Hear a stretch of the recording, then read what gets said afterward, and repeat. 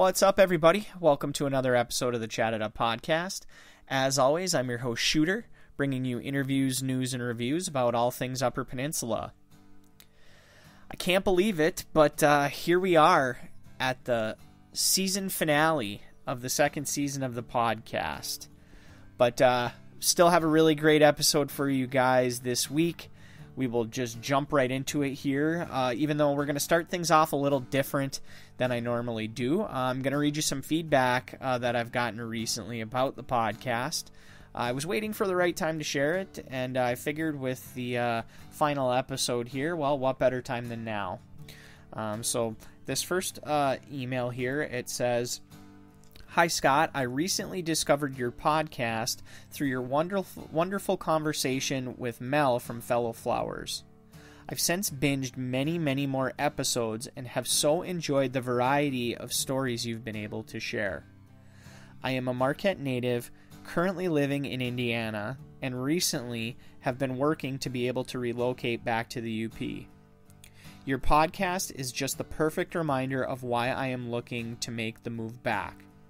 There is just something so incredibly special about Upers and the pride and love we have for the UP. It's something that's really hard to describe to someone that hasn't experienced it.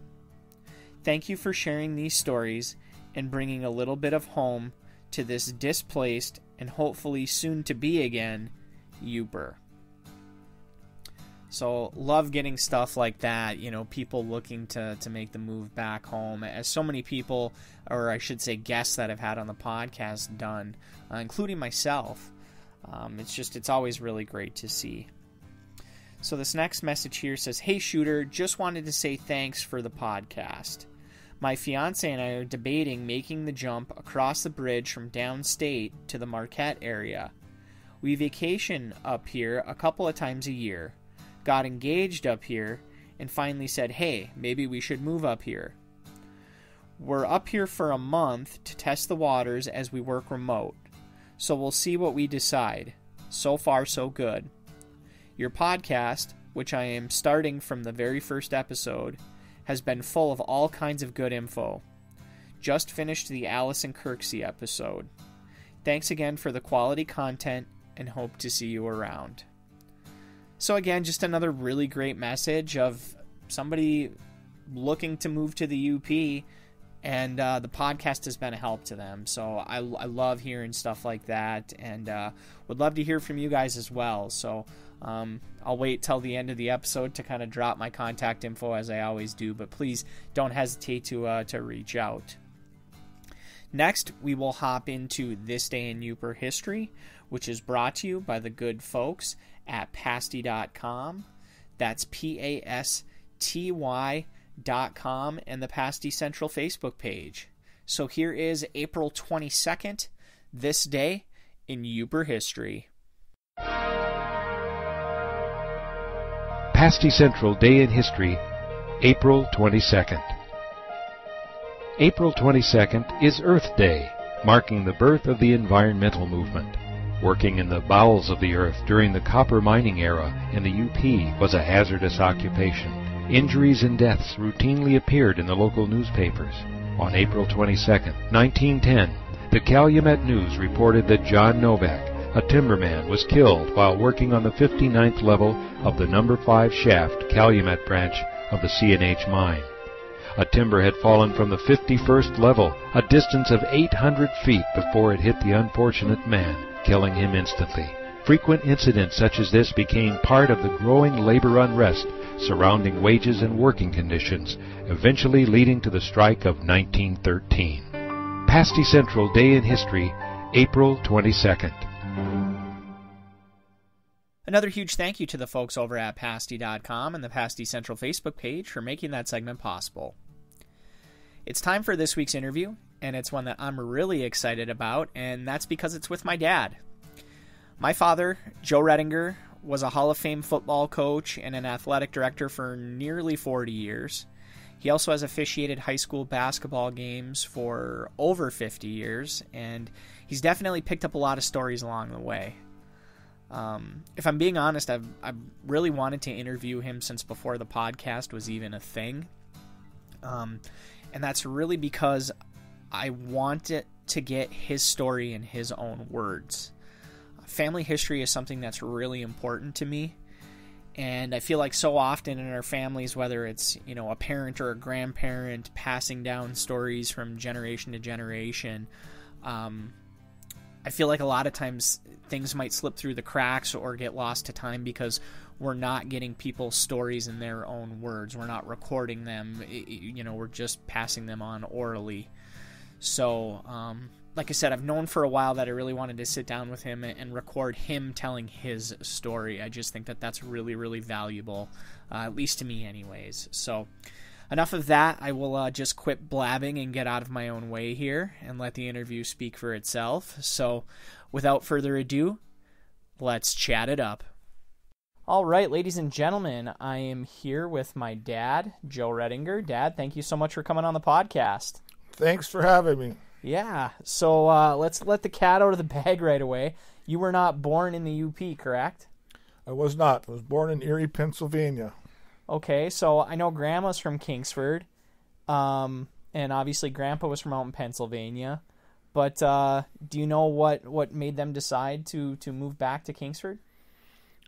After they got married, mom and dad were married in 1948, and like I said, I was born in 1951, and I think part of the problem was, there was a plant out in, the Kingsford chemical plant, and then there was called Perfix at the time, was pretty much the same thing as my dad was doing in Pennsylvania. So anyway, they were coming home 2 and 3 times a year to see her mother, and so anyway, they decided, I think Dad just got tired of driving from Pennsylvania to Iron Mountain, so he said, we might as well move there. Sure. And that's kind of the way that transpired. So, they moved back here. He went to work for Perfix, and she went back to Kresge's. Okay. And, we didn't move into our house right away on Hazel Place. We lived in an apartment building down on the corner of Wilson and Carpenter Avenue. Okay. Upstairs apartment. I think it was called Ryapel's Apartments at the time, but and that's where we lived when Uncle John was born. Gotcha. Okay, so it took a couple of years for you then to move into that house on Hazel Place, the one that I know as Grandma and Grandpa's house. Right. It was probably I don't know the exact year, but like I said, Uncle John was born in 1953. That's about the same year we moved here. Okay. Moved back here, and he was born in August, and I turned 2 in July. So that's all I kind of remember. I don't really remember when we moved into that house. All I know is it was very small. It was basically a 1-bedroom house. They took the living room and put a curtain in it, and Mom and Dad's bedroom was on one side the curtain, and the other part was a living room. And wow. And then there was a bathroom and a kitchen and 1 bedroom. That was about it. And they just little by little started remodeling it, and adding on. And added on here, added on there, and and you know the rest. So yeah. When you think about growing up in Iron Mountain in Kingsford, what sort of memories stand out to you? Well, it was kind of like, I don't know, I guess you'd have to have lived through the 50s, but, Kingsford Heights was a pretty good place to grow up. We had Cowboy Lake, we had a couple different baseball fields to play on, and of course Westwood School was right in the middle of Kingsford Heights. There were four for sure, and I think at one time there were 5 neighborhood grocery stores in Kingsford Heights. Wow. So we had plenty of places to get our penny candy. Yeah. It's crazy to think of 4 different neighborhood grocery stores, because growing up for me, obviously, generations apart, there's just the little store, Westwood Quick Stop. But, the way you're making it sound is there was quite a few, like corner stores, basically. Yeah. Down by where Grandpa and Grandma Great lived, there were 3 grocery stores in about a 3-block area. There was Larson's store, which was on Wilson Avenue. Gidlin's store was a block up, right across the street from Cacker's gas station, and then up on the hill by the Five Corners, where that empty field is still there. Yeah. That was called Mel's Field, but there was Mel's Grocery. Okay. And that was owned by the Axelson family, and they... Was it like mostly just fresh produce, or was it like just canned goods? Or Well, it was a little bit of everything, I guess. Gidlin's had a great meat shop, as did Burgers up here, which was actually Warren's in the 50s, and it became Burgers Market. They had a great meat department there. But, you know, and everybody charged their groceries. You know, just mom would send you to go get some milk and a loaf of bread, and then they just charge it, put it on a slip, and pay your tab at the end of the month. Yeah, that's pretty much it. Now, you mentioned a couple of different baseball fields. I know you've mentioned to me a time or two that was a lot like the movie The Sandlot growing up, at least in the summers. You were on your bikes going to different baseball fields every day. That was basically it. Summertime, you get on your bike, put your glove on your handlebars and your bat across, you hold it up with your thumbs on your handlebars, and you'd ride to Jumbar Field or Triangle Park or Mel's Field, wherever we were decided to play that day. And there was a baseball game just about every morning. And then in the afternoon, you go home for lunch and then ride your bike down to Cowboy Lake and go swimming. Sounds pretty idyllic. So you graduated from Kingsford in 1969. Where did life take you when you graduated high school? First year I went to Northland College up in Ashland, Wisconsin. Okay. And I went up there to, it was a very small school. There was only about 700 or 800 kids in the school. It was actually probably a place I probably should have stayed a little longer, but it was out of school or out of state tuition, and actually it was a private school, and it costed quite a bit more to go there than to go to Northern. I went up there and played basketball for a year, and then I came back to town, got a job at Hancock Wood Products, and bought a car, and just stayed in Iron Mountain that year. And my second year of college, I went to they had started what they called the Residence Center. Okay. Where you could take college classes at night, and like 2 nights a week. The classes were in Iron Mountain High School. The other 2 nights, it was Monday through Thursday. The other 2 nights, there were classes in Kingsford High School. Okay. Now, did you know, like, right from the jump that you wanted to be a teacher, or were you trying to figure that out along the way? No, I knew right from the time I got out of high school, that I wanted to be a teacher, and actually I wanted to be a basketball coach. Oh, okay. All right. So you leaned more towards basketball, at least at the time, than football. Definitely. Was it because you felt like you were a better basketball player than a football player in high school? There wasn't much doubt about that. Fair enough. Okay, so how did you end up then making your way up to Northern? Was it the courses in town here, you could only go so far, and then you had to... No. I put away some money, and all my friends were gone to college. Basically, I had a few friends that were still in town that were also going to the Residence Center, but I just wanted to basically get out of the house and be able to have a little more freedom. And sure. So I, after 1 year at the Residence Center, the next fall, then I went up to Northern. Okay. So you end up getting your teaching degree. Did you immediately know that you wanted to come back to the Intermountain Kingsford area, or was it more wherever you could find a job, you were trying to find a job? I was just trying to find a job. I graduated, I think, in December of 74, maybe, something like that. Well, I got out maybe 73. I don't know. I can't remember the exact year. But anyway, I graduated in a mid-year. I got a job for a half a year down in downstate, down by Traverse City, a little town called Central Lake. Mm-hmm. And I was there for 1 semester, and it filled a leave of absence. A guy had a heart attack. Okay. And he was coming back, and so I was basically without a job. Sure. So that summer, I think, this is, right in the middle of basically the Vietnam War, and Yeah. teaching jobs were just about impossible to find. I think I wrote 73 letters in that summer, and for job, and I never even got an interview. Wow. Wow. So anyway, and then I went to work for Keebler Company. Okay, because Grandpa was working for Keebler at that point? Yeah. So he there was a guy that was leaving, and so I was over in the Marinette, Menominee, Escanaba, northern Wisconsin area, and all the way to Manistee. That was my territory, and he was over on this end. So I ended up doing that for 3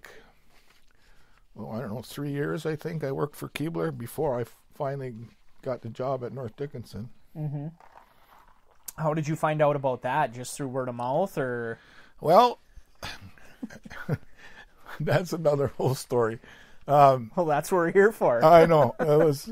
So one night after a softball game, I was playing on the same softball team with Carl, the man who was the principal at North Dickinson, and was a good friend of Dad's. They used to bowl together, and so like I said, we were on the same softball team.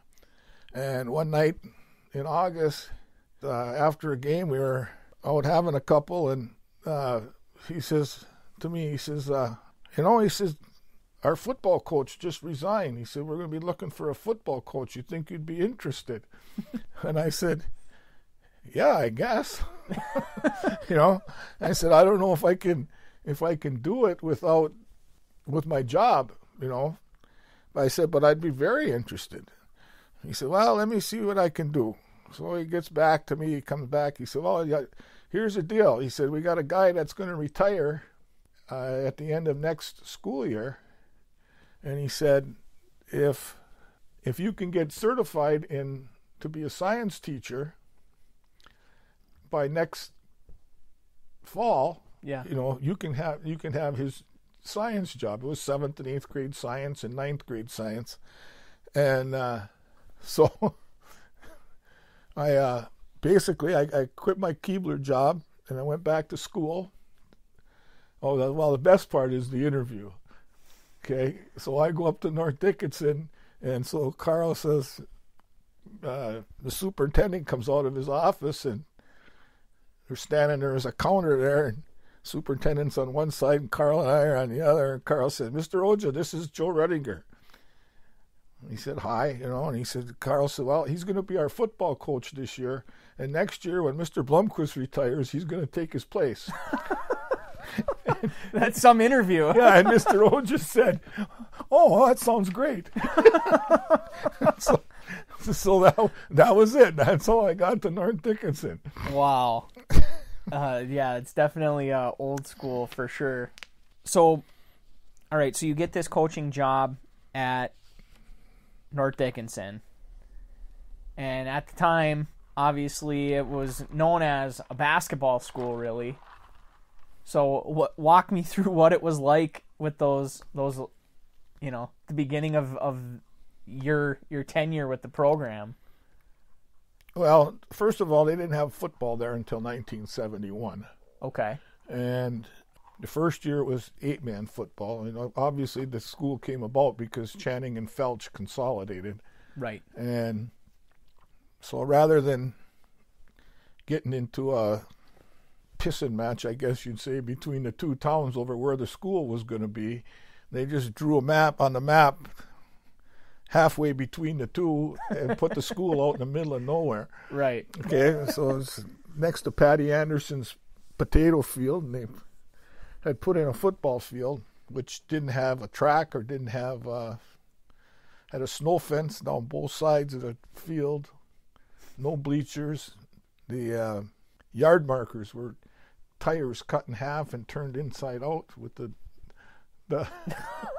numbers, the number of the yard line painted on the tire, inside of the tire. Okay. Okay, so this was like 1977. So they had 11-man football for about 5 years, I guess, before I got there. And first day of practice, all excited, first year, first coaching job, go there, and only 7 kids showed up. Wow. For football practice. Wow. So I spent the rest of the day on the phone. I think we ended up getting 15, I think, for that whole first year, but that was 9 through 12. And then, of course, I knew if we were ever going to build the program to be something, we had to get JV football. That was the biggest thing.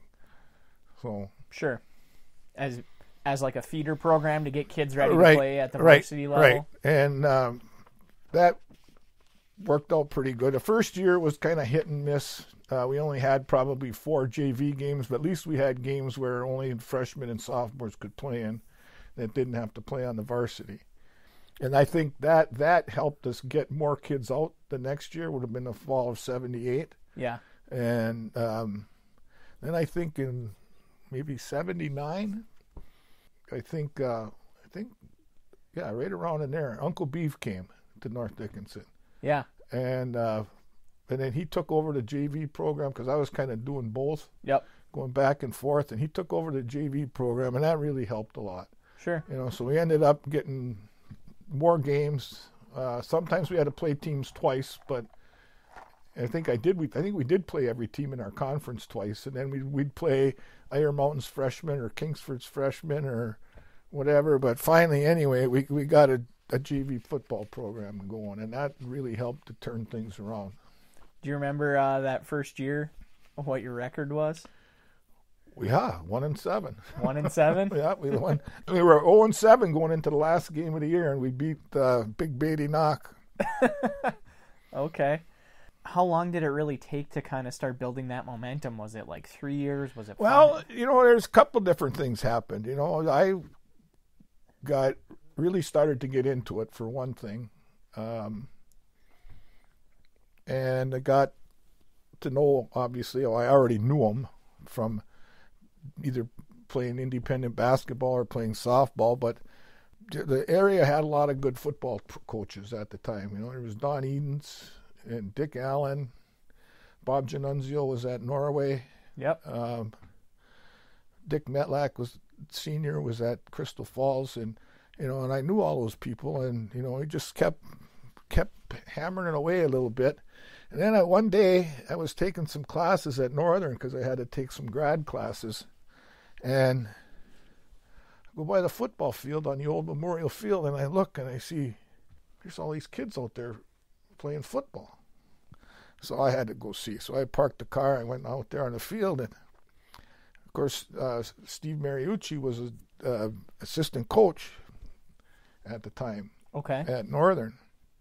And so I go, hey, Booch, I go, what the heck's going on here? He said, well, this is a football camp. I go, really? I didn't even know anything about it. Yeah. And so anyway, I'm walking around. They got all these different position coaches, and drills going on. And so I said, then there was a break in the action. I said, how does a guy get to do this, to coach here, get to work here? He said, well, you just got to call, I don't know, I think Bill Rademacher was a coach at the time. And of course, Buck Nystrom had a lot to do with the camp. So anyway, he introduced me to Buck, and I asked him about working the camp next year. He said, well, get a hold of me, next year in the spring. So I wrote him a letter, and, we didn't have cell phones or computers. Right. Yeah. I actually had to write him a letter. Yeah. And tell him that I wanted to, was interested in working the football camp. And sure enough, I got to work there. Okay. And I ended up bringing, I think, maybe 4 kids with me from North Dickinson. And then that really took off. So, and then 1981 was the first year we had a winning season. We went 5-4, and then 1982 we were 7-2. We didn't win the conference. We got beat by Rapid River for the conference, but we had a chance to make the playoffs. Yeah. And we ended up losing in triple overtime to Stevenson, which was a Class C school. And they were undefeated at the time, and we were 7-1 going in. And it was a heck of a game. It was at our place, and that really kind of put football on the map at North Dickinson. So that really got us going. And like I said, from that time on, I probably worked that football camp like 20 years in a row. Wow. And got to know a lot of really, really good coaches.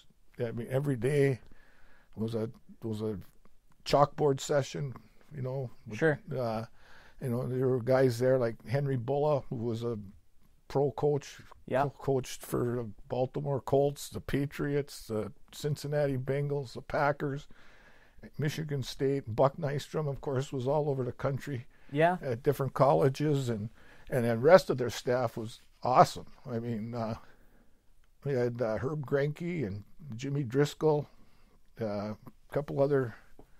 Muff Sandona came for a while. Those guys were all great with me, you know, and I didn't talk a lot, but I listened a lot. And probably a good thing. Yeah, and I learned a lot. Yeah. Okay. And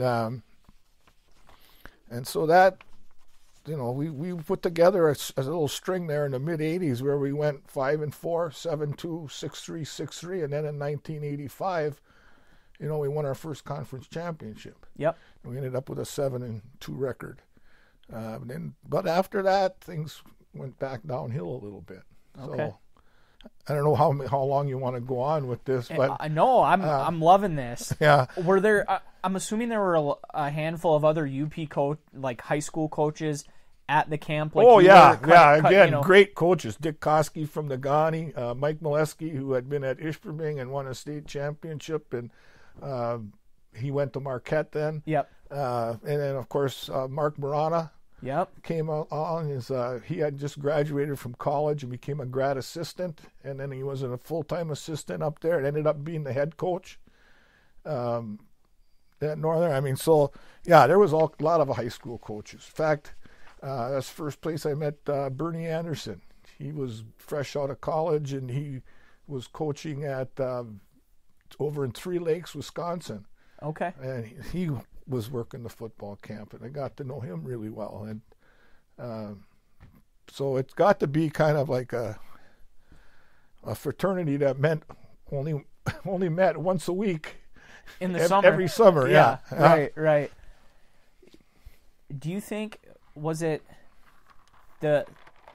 seeing the fruits of your labor and having that success that kept you motivated and kind of, I mean, you said you really went all in on your coaching. Is that really kind of what made you go all in on it? Or is there something else that really kind of motivated you to just hit the ground running with it and really, you know? Well, I guess the more I found out, the more things changed, you know. I mean, it was, you know, once we got a weight program established, even though we didn't have a weight room, we bounced around with that for years before we finally got a weight room. Yeah. But, you know, there was a lot of people in the community that really wanted to see the program succeed. One big guy was Bill Bell. Bill Bell was our community school director, and he just did a ton of work to get the field or the complex that we have today. He had, first of all, we put in a track, and then we put a cyclone fence around it. Okay. We still didn't have bleachers. Well, then Kingsford, when Kingsford put their new field in, they built their new stadium. Yep. They had all their bleachers, old bleachers from the old Fliver Field, and so Bill Bell talked to somebody over at Kingsford, and we not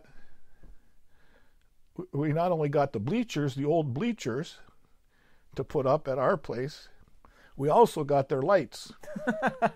Well, now listen, this is big, because I mean, up until then I only played on Saturday afternoons. Yeah. And which again was at the time, most everybody else already had lights. I'll just use our own conference. North Central had lights, Bark River had lights. I think Rapid River was still playing in the afternoon, but every Saturday afternoon was like playing in a fishbowl because everybody in the conference was there to scout you. Yeah. And so once we got the lights in, and next thing you know, we had a booster club and we had a concession stand, and it was, and then it got, everything got old. Then pretty soon we had new lights, then we had new bleachers and sure. So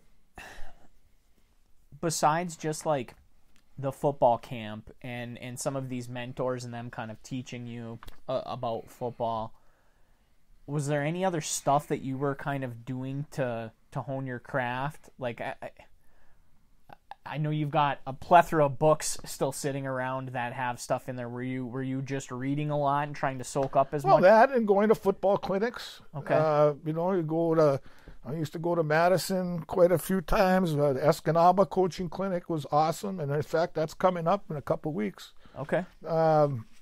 There's a lot of different clinics we went to. I've gone to clinics in Chicago, Battle Creek. I mean, you name it. I've been all over.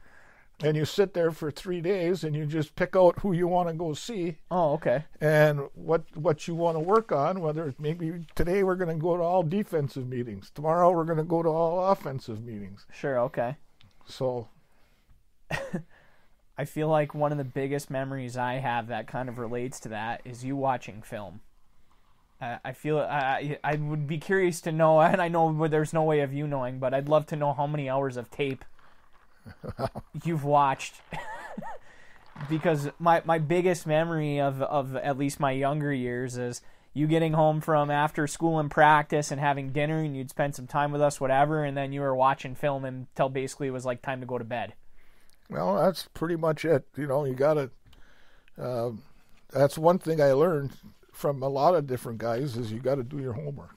Yeah. And if you're prepared and you're willing to scout teams and do whatever you had to do, we did it, and that was, when we were playing on Saturday afternoons, every Friday night, I would go and scout somebody, either who we were going to play next, or if I couldn't find that team, I'd go to see the team that we were going to play, and then, again, once you got the handheld cameras, that made it a lot better, because before that, when I first started, it was reel to reel, and I mean it took 3 guys to hold the camera on that was when videotape just had started. Sure. In the late 70s. So yeah. The other thing I just thought of too, when you were kind of talking about those camps and clinics and stuff all over, is I started having flashbacks to the Dickinson County camp here that you played a big role in. Yeah, that was huge because Tom Wender. Well, actually, Northern changed coaching staffs. Yeah. And so they changed their format for their clinic. I mean their summer camp. Mm-hmm. And Tom Wender decided to have the camp at Iron Mountain. Yeah. And so he got all these college coaches, namely Randy Orey, and his staff from Saginaw to come and work the camp. And he got a couple coaches from Tech, a couple assistant coaches from Northern, and we had the camp in Iron Mountain. Then when Tom retired from high school coaching and went to college coaching, well then Chris Hofer took over the camp and had it at Kingsford. Yeah. So for probably the last 10 years I coached, or maybe longer, well, maybe last 10, I guess, the camp was in town here. Yeah. And that was a good thing because a lot of kids got to go that normally wouldn't go. But, back in the day, there again, to get kids to go to camp. Our kids couldn't afford to go up there. So Right. I'd have pasty sales and sell candy bars and everything else, fundraisers, Sure. to get the kids, and we'd meet at the school on Father's Day Sunday, and we'd carpool it up to Sure. Marquette.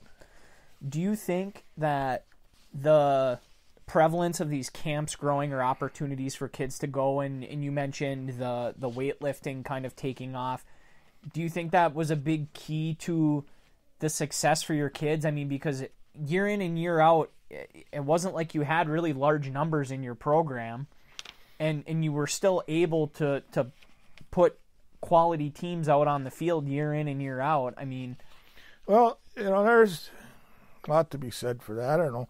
We didn't have a whole lot of kids.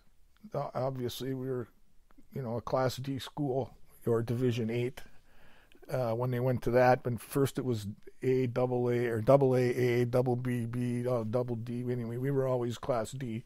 yeah, And then they went to the 8 divisions. And I think only maybe 2 or 3 times in my whole career, maybe a couple more than that, I'll just say maybe 5, did I ever have 22 kids on the varsity. But there again, I made sure we always had a JV team. I don't care if we had 15 on the JVs, 15 on the varsity. We kept that JV team going. sure. And that was just huge to do that. I think a lot of schools, tend to give up on their JV program, but I'd always take, I guess, maybe the 1 or 2 best sophomores, but I tried for the most part to keep that JV team intact. Sure. And I would still have done that. Well, even the last year I coached was 2013. We still had JV football, and I think the next year, I'm not sure if they had JV football because they didn't have enough kids. Yeah. And so, I just, like I said, you just look back with the small numbers, and a lot of your kids, like you mentioned earlier about, a lot of them had to work a job or they worked on their parents' farms, whatever. You're only able to practice once a day. yeah, I found that out early. Nobody showed up if we practiced in the morning because they all had Chores. either cutting wood or harvesting potatoes or whatever they were doing. So we practiced at 5 o'clock at night, and we went till we got done, whether it was 2 hours or 3 hours or till it got dark. That was our preseason practice. And it never seemed like we were going to be ready for the first game, but we always were. Yeah. So, What do you think you enjoyed most about coaching? winning. I mean, yeah, it's better than losing, but No. I don't know. There's a lot of things, you get to know the kids. A lot of laughs, a lot of them are still good friends of mine. And then when it really got to be fun was when you were coaching the kids of guys that first played for you. sure. I don't know. It just got to be a thing. It just was part of what my life was, I guess. Yeah, no, I that makes sense. I mean, if you make the decision that you're going to go all in on something and it starts to pay off, it makes total sense that it just becomes your life. Do you have any good funny memories or good stories or things that stick out to you when you think back of some memorable stuff? Well, yeah, there's a few here and there, I guess, but a lot of different things. The kid that one of the funniest ones is we were practicing punts, and the kid kept letting the guy go through, and he wasn't. I said, no, we got to go. Whenever we punt, we go shoe to shoe. So nobody can get through. Yeah. Well, he went out in the huddle. He got up there and he had both feet together. His shoes were shoe to shoe. So then I was laughing so hard I couldn't even say anything. He comes back, he's, Coach, that shoe to shoe don't work. He said, I got knocked right on my ass. Oh, you've never told me that one before. That's pretty good. You mentioned kind of you enjoyed when you had the kids that you first coached, when you kind of hit that pocket of where you were coaching kids that were maybe of people that you yourself grew up with or played sports with. Was that real enjoyable for you when you started hitting, families and kids that you already had that relationship with, prior to? Well, yeah, a lot of them I knew their fathers from, like you said, playing baseball or playing softball or playing basketball. So yeah, that helped a lot. I mean, but like again, it was kind of like a whole.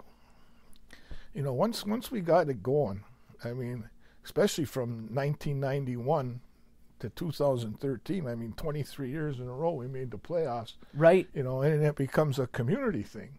Right. I mean, it's where, everybody, we had great crowds. We had, people would travel with us, on the road.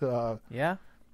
So that was, it was Friday Night Lights, I guess, is the best way you could describe it, only on a much smaller scale than that's very what true. You saw in Odessa, Texas. But right. But it's the same principle. Yeah.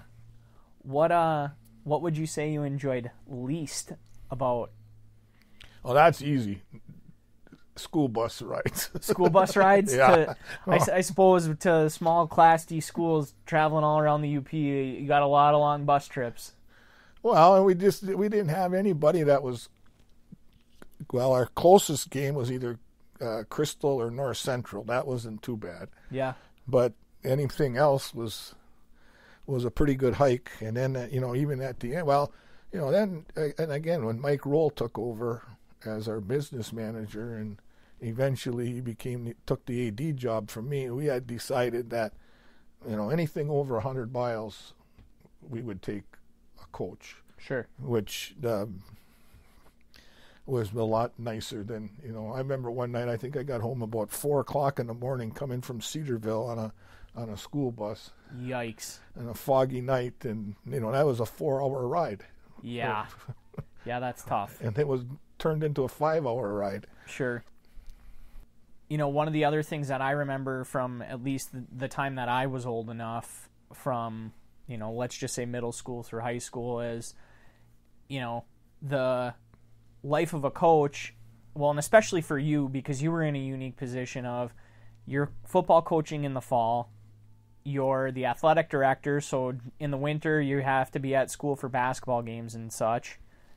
In the spring, you coached track for quite a few years, so that meant you had to, unfortunately, miss out on a lot of stuff for Tara and I. Did that get to be tough? Yeah, that was trying at times, but I tried to do the best I could. But, like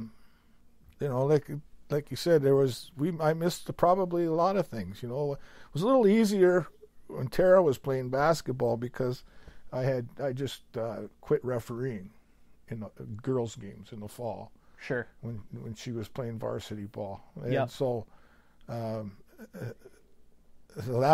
was. But then when girls' basketball changed to the winter, that really got crazy. Yeah. Yeah. You've hit basically as a high school football coach. You pretty much have checked every box that you could hit as far as hitting an accolade. Except for that state championship. You made that run in 98 and unfortunately fell short. Does that eat at you still, or have you kind of just come to terms with it? Or? That was eventually I did. And that's when I knew what was starting to happen, that we probably were never going to win one. And that's kind of what drove me for quite a few years. Especially through the 90s. We had some really, really good teams. Yeah, you did. From 92 to 90. Well, actually, even into 2000, I think we were 2002. I don't know, we were in the semifinals, I think, 4 times, and the finals once. And I always wanted to get back down there and see if we can try and win a state championship. And once school started dropping and going to 8-man football, you could just see what was happening, that everything is being pushed down. Sure. Just for example, this year Iron Mountain High School was in Division 8. Right. And so if North Dickinson was still playing 11-man football, we'd have to compete against Iron Mountain. Right. And then the last 3 years that I coached, we were right around 100 students, 9 through 12. And those 3 years in a row, we were the smallest school in the playoffs all 3 years. I remember that, yeah.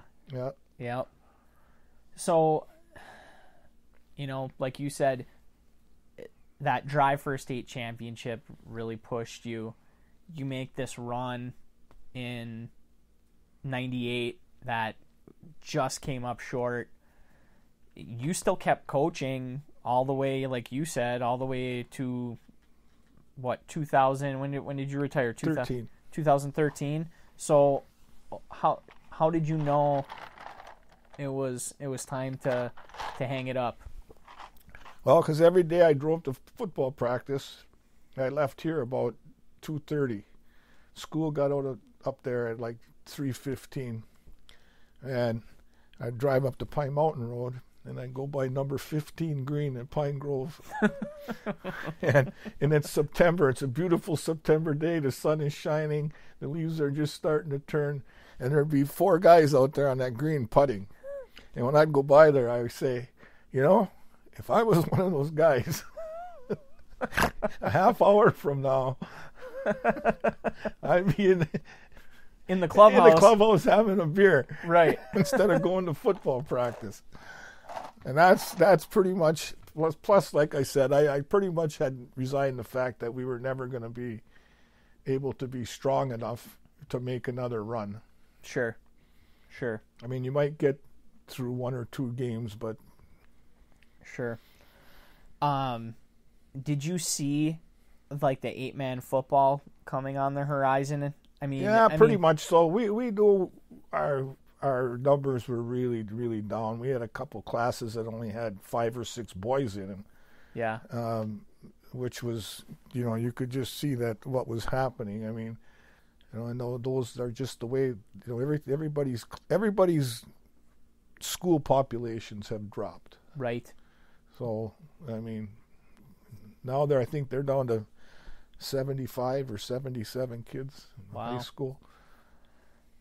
Do you ever miss it at all? Nope, not a bit. I have not even gone to a high school football game. Not a single one, like any team? Any team, no. Why is that? You just don't want to be around it? Nope. Or you just, some things you just can't let go of? Or? Friday nights have a whole new meaning. Okay, fair enough. I can appreciate that. If you're going to walk away, you walk away completely. Yeah, and I just never...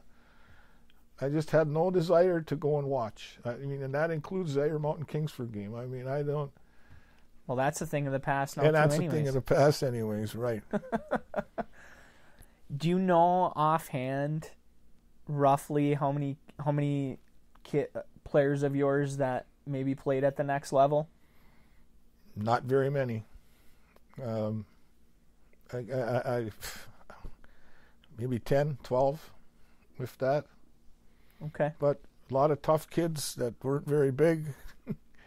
Tough as nails, though. Worked hard in the weight room. Yeah, I think that work ethic played a huge role in a lot of it, because that's the stuff that you can't coach. Right.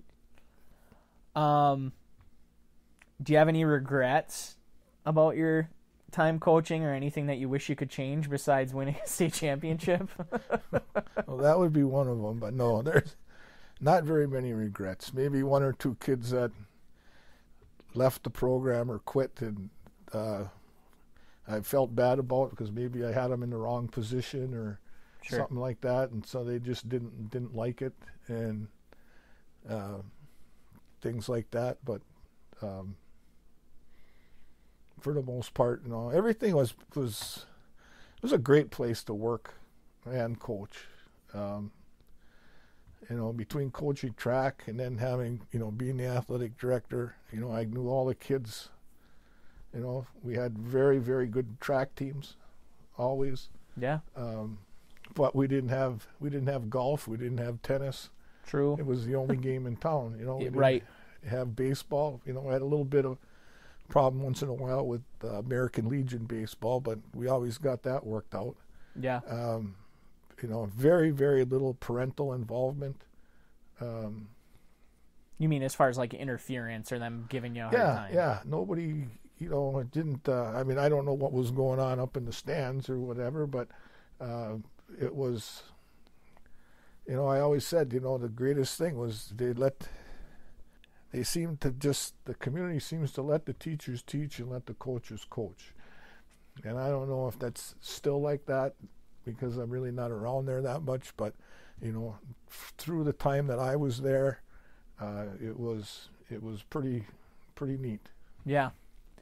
So you coach 37 years, but you've reffed basketball since you were, what, 18? So yeah. So what, 51 or 52 years, basically? I just finished my 51st year of reffing basketball. Why would you ref that long? I don't know. I like it. You like it? Even with parents and fans yelling at coaches? I don't. It's fans are fans. I don't know if they're. Well, most of them are probably parents too. But I don't know who's number 42's. Yeah. Mom and dad are from Rapid River or from right West Iron County or whatever. Do you feel like fans have gotten worse, or is it they've just always kind of stayed the same? Actually, I think they've gotten a little better. I think the MHSAA and the WIAA are doing a great job on trying to promote sportsmanship. Okay. You know, where they actually read things and say, you know, it's too bad you will be asked to leave the gym and right. You know, and stuff like that. And you know, the hardest part for me is everywhere I went in the UP, everybody knows who you are. So, you know, it's something like, come on, Reddinger, this ain't football. Oh, okay. I mean, it's like, but I really enjoy going to Wisconsin because nobody knows you. Okay. Yeah. Yeah, fair enough. And nobody says a word. You know, there's a couple coaches that get a little boisterous once in a while, but sure. Seems to be a little bit more laid back than around the UP. But it's hard to explain what I like about it. It's a way to stay in touch with the game. Yeah. For one thing, you know, I still played till I was 55 years old. Yeah, I was gonna say you played a Wednesday night rec league for a long time. And if you don't do it, who's going to do it? I mean, nobody's jumping up there trying to saying I want to be a basketball ref. Right. Absolutely. You know, and there again, I think a lot of that is, you know, parenting has changed. I don't know how many years, but it's different. I mean, and you hear different people talk about it. I mean, all these travel teams and the helicopter parents and you know, they're wherever, you know, their kids can't even go to the bathroom without their parents standing outside the door waiting for them. Right. You know, I mean, it's like, and so that's I think that's one of the biggest things, you know, and I think it's causing kids to be turned off. You know, you get a kid that's in 5th grade and he just got his 100th win in wrestling. I mean, right. I mean, really, and then the parents can't figure out why he doesn't want to go out for wrestling when he gets to be in high school. Sure. The same thing with these travel teams, basketball. You know, they take the best 7 players or 8 players and they travel all over the country. Yeah. Playing in tournaments every weekend. Well, guess what? When they get to 7th and 8th grade, they weren't one of the chosen few in 6th grade. So then they don't go out. Yeah, you can just get burned out. Yeah, and then the next thing you know, 3 or 4 drop out because they don't like it anymore. Now you're looking at, you know, instead of having a freshman team, you're lucky if you can get 5 freshmen to come out for basketball. Right. At big schools. No, I'm talking Iron Mountain and Kingsford, not North Dickinson. Right. Yeah. Well, and I mean, you started reffing before there was even a 3-point line. So I mean, you've seen a lot of different changes with the game over the years. You mentioned there's not a lot of people jumping up to ref either. I think moving the girls' season to the winter hurt that a lot too, because there's so many games. I mean, there's sometimes where you're reffing 5 nights a week, right? Yeah, a lot of nights, especially this last year. I'm at six weeks in a row reffing 5 nights a week. Yeah, I mean, it just having both seasons at the same time, I feel like makes that really hard. Well, if there were more refs, you wouldn't have to ref 5 nights a week. That's true. When I first started, I probably ref 10 years, well, maybe not 10 years, but a good 5 or 6 years before I even did a varsity game. Wow. Like nobody would, there were other guys that were doing it. Sure.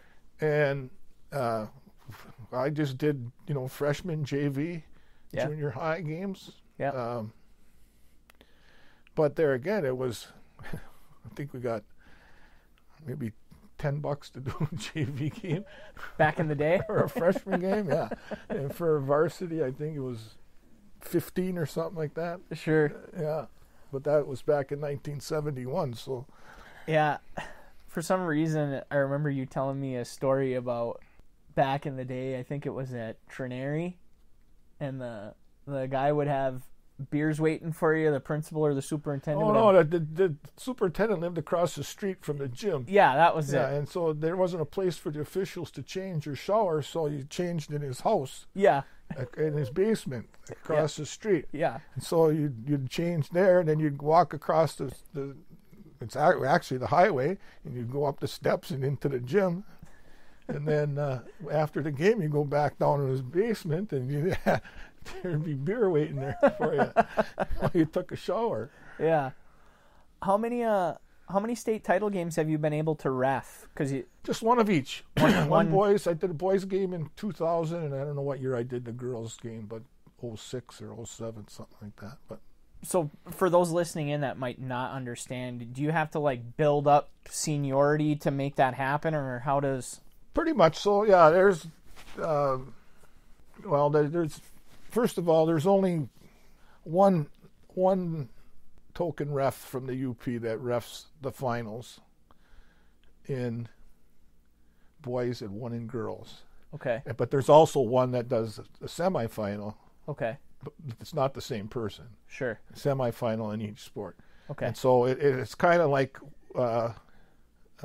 once you get into the rotation, you do district games and you do regional games, and then pretty soon you get a quarterfinal. Yeah. Well, that means you're on the track then. Sure. Okay, so then you do a quarterfinal one year, and then the next year you do a quarterfinal and a semifinal, and then the next year you do a quarterfinal and a final. So it's kind of like a 3 or 4 year process before you get there. And then usually once you're done, you're done. There's a few guys that have done more than one, but. So is there any gym in the UP that you haven't been in? Well, I have to think about that. Well, a couple of the small ones, obviously. Some of them, I don't think I'll just say. Well, here's a good stat. You'll like this one. There's 3 high schools that I don't know if they're the last 3 to close or not, but anyway, there was White Pine, Bergland, and Marinesco. Yeah. And Kenny Marchetti and myself reffed the last basketball game that all 3 of those schools played. Wow. That's a pretty good stat, yeah. Yeah. And so I guess I did play in the White Pine gym, but I never reffed there. Okay. I was never in the Bergland gym. I'm never in Marinesco's gym, but I did ref their teams. Sure. But I'm just trying to think. I did Waters Meet, Ewan. How about out east, like to Dollar Bay or? No, I've never been in Dollar Bay's gym. Okay. That's not east though. That's Copper Country. And I've been in Newberry's gym, but I never reffed there. But I would think we just were there because we played football there. Who am I thinking of? That's out east. That's the Bears, the Black Bears. Big Bay, I've reffed there. Big Bay, that's what I was thinking. Yeah, I've been there. I've been to Manistee. Okay. I don't know. I've been to Munising. Who do you think's got the best gym in the UP? The best gym, well, there's a couple of them. One I really, really like, which is awesome place to ref, is Gladstone. Gladstone? Gladstone is really, really nice. There's lots of room on the ends. Yeah. And believe it or not, West Iron Counties has a lot of room on the ends. Yeah. You know, where you're not up against a wall or... That might be nice for reffing, but playing there, I can tell you, is terrible because it's hard to shoot. Oh, it's open because it's so open behind the hoops. Right. I get that. Yeah, but and the old Ishpeming gym that was a beauty. Yeah. Do you miss Hedgecock? Yeah, that was fun. You know, that's I don't for some reason, and I don't know that that's the entire reason, but ever since they got rid of Hedgecock Fieldhouse, Northern's basketball team has struggled. Yeah. They've had a few good teams, but it's pretty hard. You're only drawing a couple thousand fans. It's pretty hard to play basketball in a hockey arena. Yeah, I would agree. It's a tough place to. I think they started playing this last year in Vandement, the volleyball arena. Yep. I'm not sure that, but that's what it looks like to me on TV. I haven't gone to any games, but yeah. Tech's gym is nice. Yeah. But for a while they were having the regionals up there. But there again, a team from Rudyard's got to go to the regionals. They got to drive 3 days to get to Houghton. Yeah. I mean, that's true. That's a hike. Do you have any plans to retire from reffing, or are you going to just keep at it until your body won't let you anymore? Well, I don't know. It's something to get ready for. How do I kind of explain that? You know how I am. Yeah. And I'm what you'd call a competitive person, I guess. And I get excited to go and referee. I mean, because you want to do a good job, especially if it's a big game. You get a little nervous, palms get sweaty. It's not. Obviously, I'm not doing it for the money. Yeah. But it's. I don't know how to explain it, but it's just something that I really enjoy doing, and when it's not fun anymore, I won't do it anymore. Well, there you go. That was kind of like coaching football. I said when it got to be a job. Yeah. It's like. Have any of your superstitions from football continued to carry over?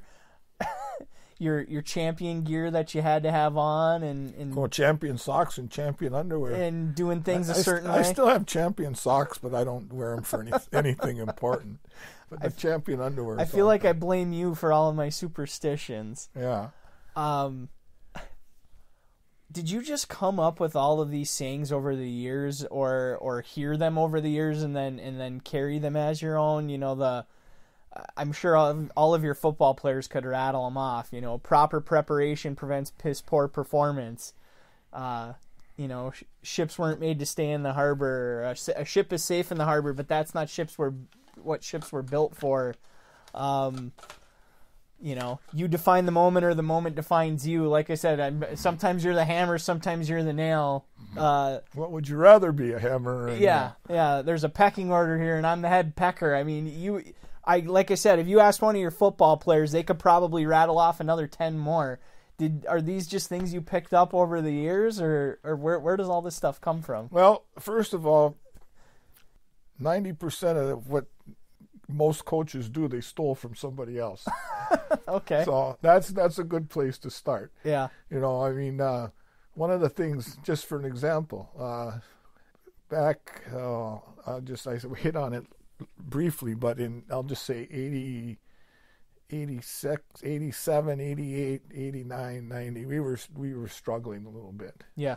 And we didn't have the right personnel, I want to say, for what we were trying to do offensively. And so we were struggling to score points, actually. And all of a sudden, I don't know if it happened in the same year, or maybe Tom Wender might have been first, and then Hofer followed the next year. But anyway, those two guys brought the wing tee to Dickinson County. Mm-hmm. All right, and so I watched a couple of their games, and I go like, I think maybe we should be running the wing tee. Okay. So 1991, we put in the wing tee, and we changed it a little bit, and again, I went to the straight tee or the power tee. Well, I went to do the All-Star game downstate. Yeah. And who's the head coach was a guy by the name of John Shillito, who's became a very good friend of mine, and he was a straight tee guy. Yeah. And I go like, this fits our team perfectly, because I that year that I came back from there, the next fall, I didn't think we were going to be very good. Yeah. And I knew that we had to hold on to the ball. We couldn't. The less the other team had it, the better off, because we really weren't going to be very good defensively. Okay. And so we put in that, which is basically a ball control offense. So at a time when everybody was going to, as I refer to it, the chuck and duck. Yeah. Spread formations and throwing the ball over a lot. We regressed the other way. I went back to what you call Stone Age football. Sure. The old straight tee and two tights, and and there again, more if we got the ball, they can't score. So you weren't stealing these things, these sayings, and these formations and such. You're borrowing them from other coaches. Well, same difference. I didn't have to pay them back with anything. Well, right. On the flip side of that coin, as you progressed and got later into your career, did you find yourself maybe passing on those nuggets and jewels to other coaches, not only within your program, but also maybe other coaches around the UP? Did you have people maybe like reaching out to you or asking for help or picking your brain? A little bit, but there again, I spoke at quite a few different clinics on the wing tee and the straight tee. Yeah. And a couple people asked me, would you be willing to come up to our school and help us put it in? Yeah, I'll do that, but then they never really followed through with it. But so from basically age 3, when you said you moved here, to now, I mean, that's almost 70 years spent all across the UP, back and forth and everywhere in between. What has kept you in this area? Is it just because it's home to you, or you've been other places around the country in different places? Well, that's pretty obvious. I mean, Mom always had a good job, and there wasn't too many places we could move to where she could just walk in and get the same kind of job. Well, right. And whatever, I don't know, and things kind of changed where coaches didn't really jump around that much. Yeah. I probably had a couple chances to move, but they just didn't work out, or ended up giving the job to somebody else. Sure. But once we built the house, and we were pretty much set here. So well, yeah, and I mean, until Mom retires, I don't see us going anywhere. The only place we'd go would be somewhere in the winter, but which is probably there again. If that were to happen, then that would be pretty much the end of Ruffin basketball. Right. I wouldn't, and I wouldn't even blink, I don't think, if that was the case. Yeah. Well, we've hit on a lot of different stuff. Is there anything that you feel like I left out, or anything else that you wanted to mention? Because we checked off all of the boxes that I had as far as things that I wanted to talk to you about. Yeah. Well, not really. It's been a good ride. You know, I said at one of the Hall of Fame inductions that I was at, that I was pretty much blessed with. My parents allowed me to let sports be my life. Yeah. And not a lot of people can say that. That's true. I got a lot of friends that couldn't even go out for sports because they had to work or whatever, and all I had to do was play sports and stay out of trouble. That was basically, and I've been able to live my life, the rest of my life, from when I left home, doing the same thing. I mean, so every, whether it's, golfing 3 days a week or reffing 5 nights a week, I've been able to do that. Yeah, absolutely. Well, I'll wrap things up then with the final question that I ask everybody that comes on the podcast, and that's, how do you like your pasty? Do you take it with ketchup, or do you... No, this is a tough one. Not a tough one, but I can go any one of 3 ways. Okay. All right? I don't mind it with ketchup. Yeah. And I don't mind it with gravy. So that's a wash. Okay. Either or. But the way I really like them is with just butter. Okay, just with butter. I just cut them up, chop them up on a plate, and I put as much butter as I can. And do you like traditional with the rutabagas in it? Oh, I'm a rutabaga guy. I like rutabagas. Okay. But either way, I can go either way. All right. Well, Dad, thank you again for sitting down and taking the time to chat with me. This has been a lot of fun. I appreciate it. All right. Thank you for having me again. So I hope I didn't... Didn't what? Well, I don't know. Say something I shouldn't have. You did great. And that's going to wrap things up for this week's episode. Another huge thank you to my dad for taking the time to sit down and chat with me.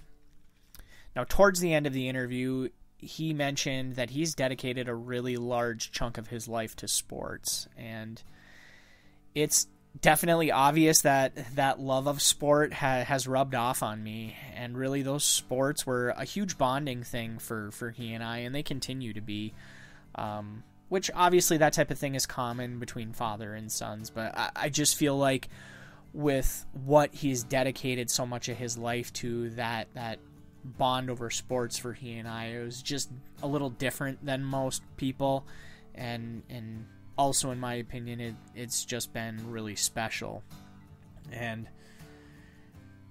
there's that saying, never meet your heroes. Well, I think that's bullshit, because I've known mine my entire life and looked up to him my entire life, and it's been amazing, especially to be able to experience a lot of the things that he talked about in the interview, to be there with him to experience those things has been awesome. So, to now sit down as an adult and kind of relive all those memories and rehash a lot of it and sit down and go through that with him for this interview, it was just a really, really special moment for me and something that I won't soon forget. Otherwise, that is a wrap on Season 2 of the Chat It Up podcast. If I'm being honest with you guys, I do not know if there's going to be a Season 3. And as you've all heard me say at a few different points along the way in the podcast, that scheduling interviews and making them happen and editing it and putting it all together is not easy work. It definitely gets to be tough sometimes, especially when you're just doing this as a hobby. So, I really, truly don't know what the future holds, but what I do know is if this is the end, I'm okay with that. I feel like this is a fitting end, and I'm proud of the work that I've done. I've put out 60 episodes about this place, the Upper Peninsula, that I love so very much. That's so near and dear to my heart. And I'm proud of every single episode that I've put out there. And it's been such an incredible experience. I mean, this podcast has taken me to so many cool places all across the Upper Peninsula, and I've gotten to speak with some really incredible people that came on the show as strangers and left as friends. And I just want each and every single one of you to know, whether this is the first time you're listening to the podcast or you've listened to every single episode, I just want you to know how much I appreciate you. And I just want to say thank you for all of the messages and the emails and the texts, or if I ran into you in person, the kind words, because it's because of all of you that this podcast was even a thing. Without loyal listeners, I would have never gotten past the first few episodes, let alone 60 episodes. So thank you all so very much from the bottom of my heart. So if this really is the end, just remember, it's not goodbye, it's I'll see you later. But other than that, I am your host, Shooter, reminding you to always keep your chin up and your eyes forward.